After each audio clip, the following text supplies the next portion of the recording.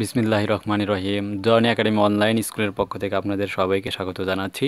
HSC higher ম্যাথমেটিক্সের 3.3 এর পর্ব 21-এ আমরা অক্ষরবদ্ধ প্রশ্নের বইয়ে 4-এর 3 নম্বর প্রশ্নটা সলিউশন করব। তো প্রশ্নতে বলা হচ্ছে এবিসি ত্রিভুজের শীর্ষত্র যথাক্রমে এ বি সি এত এবং ডি এফ বিন্দুদ্বয়ের ত্রিভুজের বাহুতের উপর এমনভাবে অবস্থিত যেন সম্পর্কটা এত হয়, এবং এবিসি ও ডিএফ ত্রিভুজের দ্বয়ের ক্ষেত্রফল নির্ণয় করে এবং দেখাতে হবে আমাদের এদের অনুপাত। তো এখানে আমাদের বেশ কয়েকটা ক্ষেত্রফল আমাদের বের করতে হবে এবং এই অংশটা আমাদের প্রুভ করতে হবে। সো আপনারা যদি আমাদের এখনও প্রস্তুতি প্রোগ্রামে জয়েন করে না থাকেন, জয়েন করতে পারেন, তাহলে আপনাকে আর কোনো প্রাইভেট পড়ার প্রয়োজন পড়বে না। সো তাহলে শুরু করা যাক। আমরা শুরুতে আমরা আনুষঙ্গিক চিত্র আমরা আঁকবো। তো আমরা এবিসি ত্রিভুজের মানগুলো দিয়ে আমরা চিত্রটা এঁকে নিলাম। এখানে এ বিন্দুটা, এখানে বি, এখানে সি, এবং এদের মধ্যবিন্দু এ বি এর মধ্যবিন্দু ডি, এটা ই এবং এফ আমরা নামগুলো দিয়ে নিয়েছি। দেন এখন আমাদের বের করতে হবে এদের যে সম্পর্কটা রয়েছে, এই সম্পর্কটা দিয়ে আমরা মানগুলো এখন বের করার চেষ্টা করব। তো আমরা এতটুকু আমরা এখানে ভাষা বলবো।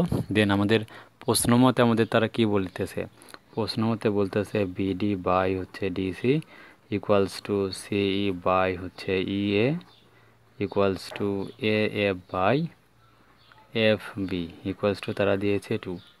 তো এই কন্ডিশনটা থেকে আমরা আসলে কি বলতে পারি, যে এখানে বলতে পারি বিডি অনুপাত হচ্ছে ডিসি ইকুয়ালস টু আমরা বলতে পারি কত, সিই অনুপাত হচ্ছে EA equals to A F অনুপাত এফ বি। সো এখন আমরা যখন এখানে সম্পর্কটা আমরা লিখে ফেললাম, লেখার পরে এখানে যে অনুপাতের যে বিষয়টা আমরা পাচ্ছি 2:1।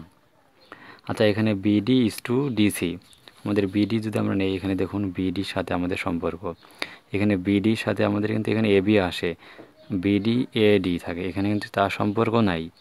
তো আমরা যদি সম্পর্ক দেখাতেই চাই, তাহলে আমাদের এই আকারে চিত্রটা আমাদের কিন্তু মানগুলো ধরা হয়নি, তাই এমনভাবে অবস্থিত সেই আকারটাতে আমাদের নাই। তো আমরা একটু ধরে নিতে হবে যে এই বিসি যে আমরা বলেছি, এই বিসি এর মধ্যবিন্দুটা আমরা যদি ডি চিন্তা করি, তাহলে কিন্তু এটা আমাদের সম্পর্ক বিডি আর ডিসির মধ্যে 2:1 সম্পর্ক আমাদের ইউজ হয়। তার মানে এখানে আমাদের নামটা আমাদের চেঞ্জ করে নিতে হবে। তাহলে এখানে আমাদের দিতে হবে ডি। দেন এ বিকে আমরা চিন্তা করলাম এখন, তাহলে একইভাবে এ বিকে চিন্তা করতে হবে আমাদের, এফ চিন্তা করতে হবে। কেন? কারণ এখানে চিন্তা করুন এ এফ বি এফ আছে, তাই এটাকে এফ অবশ্যই নিতে হবে, আর এই অংশটাকে অবশ্যই ই নিতে হবে, তাছাড়া আমাদের বর্ণনাগুলো তো মেলে না।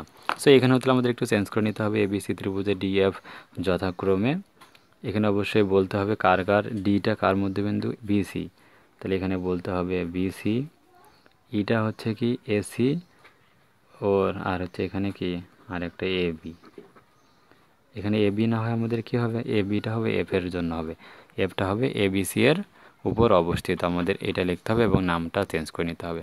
তো আশা করি আপনারা এই পরিবর্তনটা বুঝতে পারবেন। আর যদি না করে নিতে পারেন তাহলে আমাদের কিন্তু হবে না, কারণ যে ফর্মেটে অবস্থিত সে আকারটা হয়নি তখন, আর এই আকারটার জন্য এখন হয়েছে। তো এখন আমরা তাহলে কি এই ডি বিন্দু যদি আমরা বের করতে চাই ডিএফ এর ক্ষেত্রফল, তাহলে এই পুরো অংশটা আমাদের একটা ত্রিভুজ গঠিত করবে। তাহলে আমাদের এই বিন্দুগুলোর স্থানাঙ্ক আমাদের বের করে নিয়ে আসতে হবে। সো এই বিন্দুর স্থানাঙ্ক আমরা কীভাবে বের করতে পারবো, তার জন্য এখানে দেখুন সুন্দরভাবে আছে যে ডি বিন্দুর জন্য বিডি অংশটা হচ্ছে আমাদের, এই অংশটা হচ্ছে 2 আর এই অংশটা হচ্ছে 1, এই ফর্মেটটা রয়েছে। এবং সিডি এর জন্য আমরা যদি এসি এর জন্য চিন্তা করি, তো এখানে আমাদের এসি এর জন্য একটু মান দেওয়া রয়েছে, দেখুন সিই, এই সিই এ, তার মানে এই অংশটা হচ্ছে 2, এই অংশটা হচ্ছে 1। তারপরে অংশটার জন্য এএফ এটাই হচ্ছে 2 আর বিএফ এটা হচ্ছে 1। সো এখন এদের মধ্যে থেকে আমরা এখন ডি বিন্দুর স্থানাঙ্ক আমরা বের করে নিব। সো আমরা ডি বিন্দুর স্থানাঙ্ক যদি বের করতে চাই, তাহলে আমাদের কি হবে, ডিটা হচ্ছে আমাদের এর অন্তর্বিভক্ত যেহেতু করেছে, তাই আমরা 2+1 দিব। দেওয়ার পরে 2 এর জন্য আমরা এখান থেকে চিন্তা করব, আমাদের 2+ হচ্ছে 1, বা এখান থেকে আমরা যদি লিখি 1+2 বা 2+1, যে যেভাবে এখানে পারেন লিখতে পারেন। তো এখান থেকে আমরা যদি এদিক থেকে গেছি, আমরা অংশটি এখানে বিডি থেকে আমরা আসছি, তাহলে এখান থেকে শুরু যেহেতু হয়, তাহলে 2 ইন্টু এখানকার দ্বিতীয় স্থানাঙ্কটা হচ্ছে -2 প্লাস হচ্ছে 1 ইন্টু আমাদের এখানকার প্রথম স্থানাঙ্ক হচ্ছে 3, তাহলে এখানে হচ্ছে আমাদের -4 + 13 বাই হচ্ছে 3 মানে 9/3 ইকুয়ালস টু 3। তাহলে ডি এর একবারে স্থানাঙ্ক আমাদের লেখা উচিত ছিল। আমরা ডি এর ভুজ বের করলাম, ডি বিন্দুর ভুজ বের করলাম, সরি এটা না বের করে আমরা নিচে এই অংশটা লিখি। তো এটা কমা দিয়ে আমরা এই পুরো আবার দ্বিতীয় অংশটা লিখি। তাহলে 2 প্লাস হচ্ছে 1, তাই 2 ইন্টু কোটির জন্য আমাদের দ্বিতীয় কোটি হচ্ছে 9 প্লাস হচ্ছে 1 ইন্টু কত প্রথম কোটিটা হচ্ছে আমাদের 0। তাহলে আমরা এই অংশগুলো নিচে বলবো -13/3 কমা এখানে হচ্ছে 18 বাই হচ্ছে 3। তাহলে আমরা একবার এখানে বলে দিতে পারি, তাহলে 3 আর এখানে হচ্ছে 318 3,6। তো একইভাবে আমরা ডি বিন্দুর স্থানাঙ্ক বের করব। তো সরি ডি নয়, আমরা ই বিন্দুর স্থানাঙ্ক বের করব। ইটাও আমাদের একইভাবে কী হবে, এটা হচ্ছে 2 প্লাস 1, তাহলে 2 ইন্টু এই 2 এর জন্য ধরুন দ্বিতীয় স্থানাঙ্ক এখানে কত ভুজ হচ্ছে 4, তাহলে 4 প্লাস 1 ইন্টু, তাহলে 1 যদি হয় তাহলে এটার জন্য আমাদের কি বসবে, প্রথমটার হচ্ছে ভুজ অর্থাৎ -2 কমা আবারও 2 প্লাস 1, তাহলে দ্বিতীয়টার কোটি হচ্ছে -3 প্লাস 1 ইন্টু প্রথমটার কোটি হচ্ছে 9। তাহলে এটা পুরোটাই আমাদের স্থানাঙ্ক ব্যবস্থায় আসবে। তাহলে এখানে 8 - 2 বাই হচ্ছে 3 কমা এখানে -6 প্লাস 9 বাই হচ্ছে 3। তাহলে আমরা এর স্থানাঙ্কটা আমরা কত পাবো এখান থেকে 6, আমরা 6কে দেখলে পাবো হচ্ছে 2 আর এখানে হচ্ছে 3/3 মানে হচ্ছে 1 অর্থাৎ 2,1। তো একইভাবে লাস্ট এফ এর স্থানাঙ্ক, তাহলে এফ বিন্দুর স্থানাঙ্কর জন্য একই সেম কথা 2 প্লাস হচ্ছে 1 আর এফ এর জন্য কি প্রথমটার মানে তাহলে 2 ইন্টু দ্বিতীয়টার ভুজ হচ্ছে 13, তাই 2 ইন্টু 13 প্লাস 1 ইন্টু প্রথমটার ভুজ হচ্ছে 4, তাহলে এখানে বলবো হচ্ছে 4 কমা আবারও 2 প্লাস 1 2 ইন্টু দ্বিতীয়টার কোটি হচ্ছে 0 প্লাস 1 ইন্টু প্রথমটার কোটি হচ্ছে -3। দেন আমাদের এর স্থানাঙ্কটা বের করে চাচ্ছি। তাহলে এখানে হচ্ছে 13 × 26 যোগ 4 বাই হচ্ছে 3 আর এখানে 0 -3 বাই হচ্ছে 3। তাহলে 30কে 3 দিয়ে ভাগ করলে 10 আর এখানে পাচ্ছি 0, 10,0 এটার হচ্ছে স্থানাঙ্ক ব্যবস্থা হবে। 10,0 কেন -1 আসবে, কারণ এখানে বিয়োগ করলে -1 আসবে। সো আমরা এখানে ডিএফ এর পেয়ে গেছি। আমাদের এখন কি এবিসি ত্রিভুজের ক্ষেত্রফল এবং ডিএফ এর ক্ষেত্রফল বের করলে আমাদের কাঙ্ক্ষিত উত্তরটা চলে আসবে। সো প্রথম যে ক্ষেত্রফলটা তা বের হবে।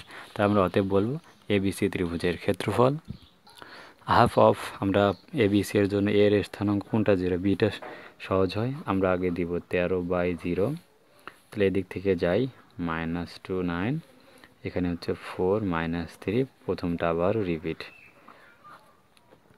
তাহলে এখানে হাফ, এখানে হচ্ছে আমাদের 9 গুণ হচ্ছে আমাদের 9 গুণ 13 অর্থাৎ 9 তেরং কত আমরা জানি, 9 তেরং হচ্ছে 117, তাহলে এখানে হচ্ছে 117 প্লাস হচ্ছে 3 × 6 এখানে প্লাস 0 এভাবে যাব -0 -4 নং 36 আর মাইনাস হচ্ছে প্লাস 3 তেরং 39। তো অবশ্যই এটা নেগেটিভ মান যেন না আসে তার জন্য পজিটিভ মান নিতে হবে। তো এখানে পাচ্ছি যোগ করলে আমাদের এখান থেকে আসবে হচ্ছে 126 যেহেতু পজিটিভ, তো আমরা এখানে লিখতে পারবো হাফ ইন্টু 1 2 6। তাহলে 126কে আমরা যদি 2 দিয়ে ভাগ করি তাহলে কত হবে, 126 ভাগ 2 ইকুয়ালস টু 63। তাহলে এত বর্গ একক অবশ্যই আমাদের কিন্তু বলতেই হবে, এত বর্গ একক। তাহলে আমরা এবিসি এর ক্ষেত্রফল পেয়ে গেছি। এখন আমরা ডিএফ এর ক্ষেত্রফল বের করব। অতএব বলবো অতএব ডিইএফ এর ক্ষেত্রফল হাফ অফ, এখানে কি 0 কোথাও আছে, আমাদের এই বিন্দুর স্থানাঙ্কগুলো আমরা বের করে নিয়েছিলাম এখানে, যে ডি এখানে 3,6 2,1 আর 10, হচ্ছে -1। সো আমাদের একটা নিলেই হচ্ছে। ধরি আমরা এখান থেকে কোনটা দিয়ে শুরু করব, এটা আপনার ইচ্ছা, আমি প্রথমটা দিয়েই শুরু করি। এখানে 2,1টা আমরা দিই তাহলে সুবিধা হবে।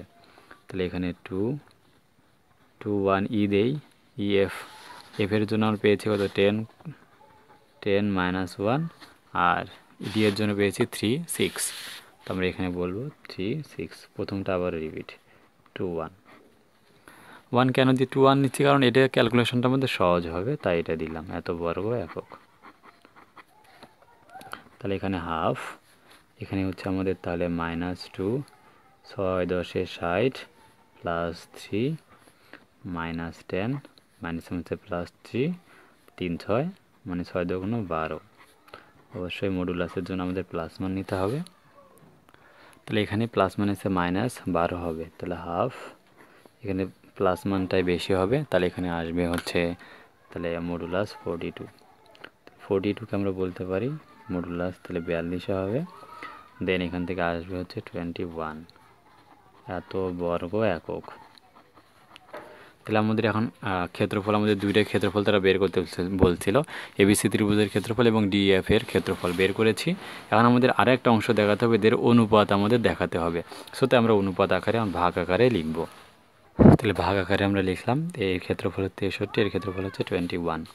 সেখানে আমাদের ভাগ যাবে, তো ভাগ যা আমাদের 3 দিয়ে আমরা যদি ভাগ দিই তাহলে এখানে 3 হয়, তো আমরা যদি আর গুণ করি তাহলে ত্রিভুজ এবিসি ইকুয়ালস টু 3 ইন্টু ত্রিভুজ ডিইএফ।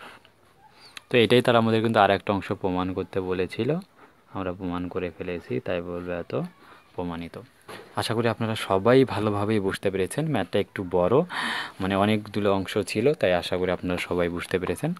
সো এর পরবর্তী পর্বে আমরা 22 নম্বর পর্বে যার একটা ম্যাথ রয়েছে তা সলিউশন করব। তো সেই পর্বটি দেখার আমন্ত্রণ জানিয়ে পর্বটি এখানে শেষ করছি।